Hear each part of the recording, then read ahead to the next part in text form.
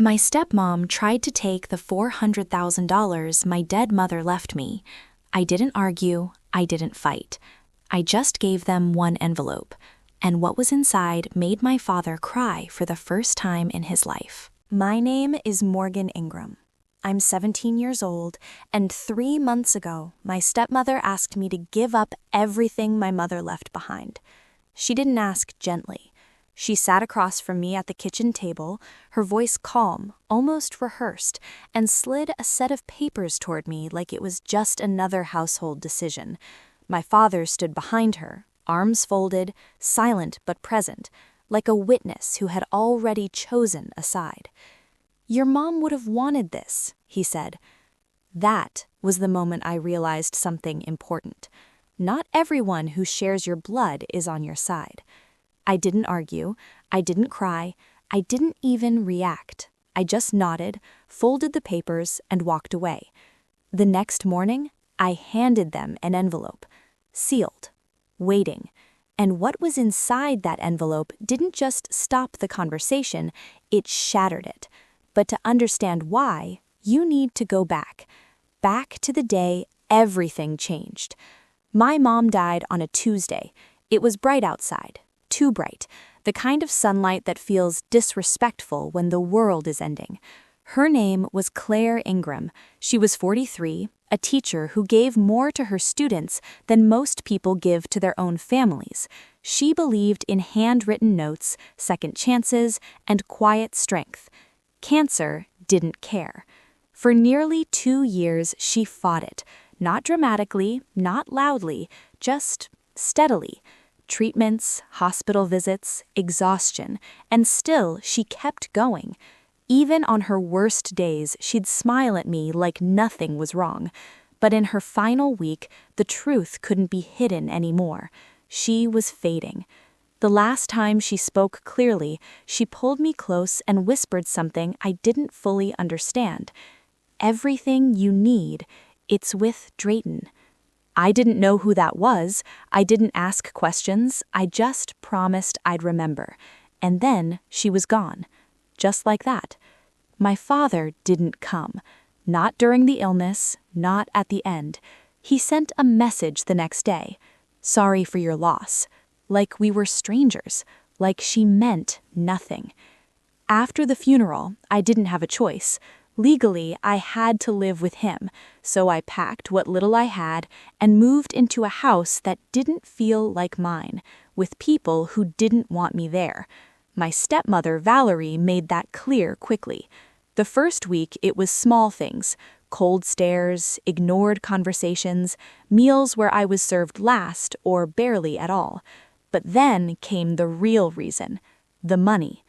My mother had left me a trust, and suddenly I wasn't just unwanted, I was valuable. One night at dinner, Valerie brought it up. Casually. Calculated. "We're struggling. Family helps family." My father looked at me, waiting, expecting. I said one sentence: "It's in a trust. I can't access it." That should have been the end. It wasn't. Because from that moment on, they stopped asking and started planning. That night, I opened a small wooden box my mom had left behind. Inside was a folded paper, a name, a number: Patricia Drayton. And for the first time, I realized something chilling. My mother knew this was coming. What I didn't know yet was just how far they were willing to go to get that money, and how prepared my mother had been for every single move. Moving into my father's house didn't feel like starting over. It felt like being placed somewhere temporary, like luggage no one wanted to unpack. My room was barely a room, a converted storage space at the end of the hallway, a cot, a folding table, a single dim bulb overhead. It wasn't meant for living. It was meant for keeping something out of the way. Me. The tension didn't take long to grow. Within days, I started hearing conversations I wasn't supposed to hear. Valerie in the kitchen, my father answering quietly. How long until the trust is handled? Not if, When? That's when I understood. This wasn't a sudden idea. This was something they'd already been discussing, maybe even before the funeral. A week later, the pressure became official. I walked downstairs one morning and found a stack of legal papers on the table, highlighted, prepared, waiting. A petition for guardianship over my finances, not just my life, my money. My father tried to make it sound reasonable. It's just for your protection, but I could hear the cracks in his voice, the uncertainty. The truth was simple. He didn't understand the system, but Valerie did, and she was guiding every step. That same day, I finally made the call, the number my mom left me. Patricia Drayton. 2 days later, I was sitting in a small office above a hardware store, across from a woman who looked like she had already seen this story play out before. She didn't waste time. "Your mother set up an irrevocable trust," she said. "Irrevocable, unchangeable, untouchable.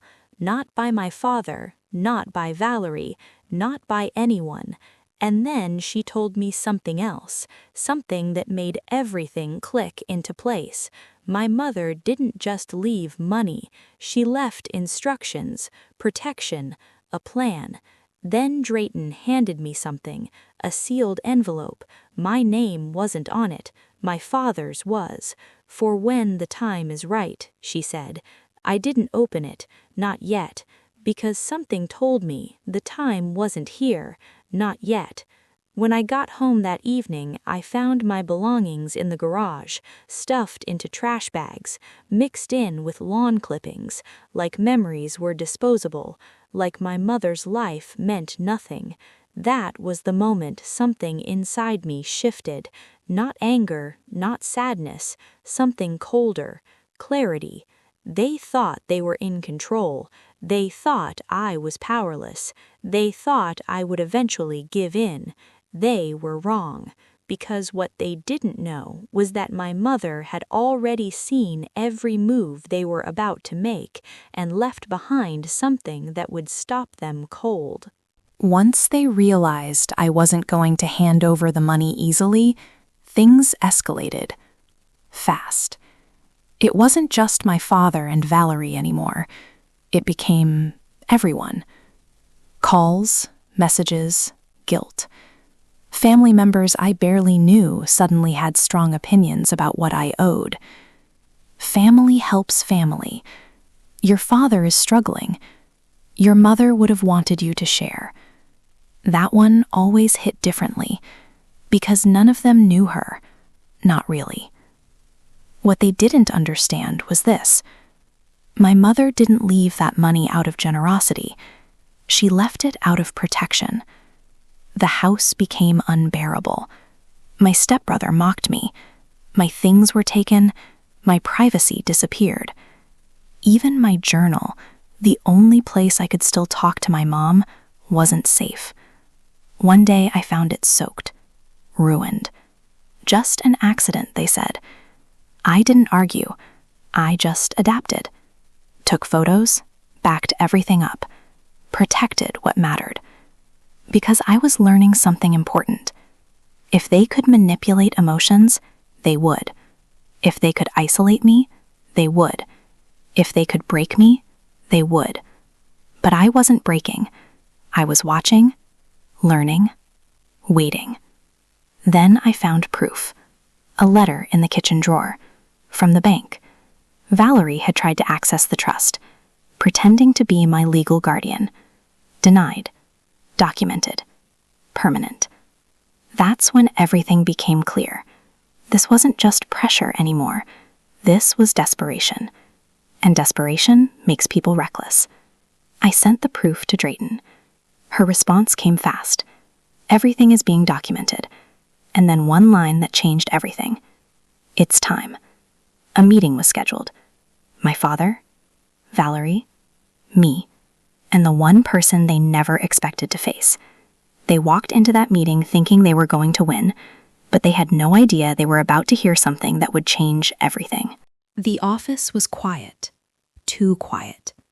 kind of silence that feels like something is about to break. Valerie walked in confident, carrying a folder like she had already won. My father looked smaller, nervous, like part of him already knew how this would end. Drayton didn't waste time. She laid out the facts clearly. The trust, the rules, the reality. No loopholes, no control, no access. Valerie tried to argue. Drayton shut it down in seconds. Then came the moment that shifted everything. The bank recorded an unauthorized access attempt, she said. Silence. Valerie froze. My father turned to her. You called them? She didn't answer, because she didn't need to. The truth was already sitting in the room. And then, Drayton reached for the envelope, the one my mother left behind. My father tried to stop it. I don't need to hear it, but I did. So I said one word, please. And then, it began. The letter wasn't angry. That's what made it worse. It was calm, clear, honest. She didn't call him evil. She called him weak. She didn't accuse. She explained. Every decision, every pattern, every failure. And then the line that broke him. You chose what was easy instead of what was right. He cried. Not quietly, not controlled, but real. For the first time in my life. Valerie walked out. Just like that. Game over. But for me, that wasn't the end. It was the beginning. Because what happened after that meeting didn't just change my father. It changed everything about the family I thought I knew. After the meeting, everything shifted. Not loudly, not dramatically, but permanently. The family started to see the truth. Slowly, awkwardly. Apologies came. Some sincere, some not. But it didn't matter anymore, because I had already made my decision. 7 months. That's how long I had left until I turned 18. 7 months of keeping my head down, staying quiet, counting days. And then, freedom. I left with 2 suitcases, same as I arrived. But this time I wasn't empty. I had something stronger than money. I had certainty. I moved into a dorm, small room, plain walls, but it was mine. For the first time, mine. College wasn't perfect, but it was real, normal, peaceful, and every step forward felt like something my mother had built for me. Months later, I got a letter from my father. Short, honest, late. He admitted everything. His weakness, his mistakes, his silence. He said he was trying to change. I believed him. But belief doesn't erase the past. So I didn't go back. Because some doors don't need to be slammed. They just need to be closed. Quietly. I looked at my mom's photo one night and realized something. She didn't just protect my future. She gave me the strength to choose it. And that's something no one can take. If you were in my place, would you have done the same? Or would you have given in?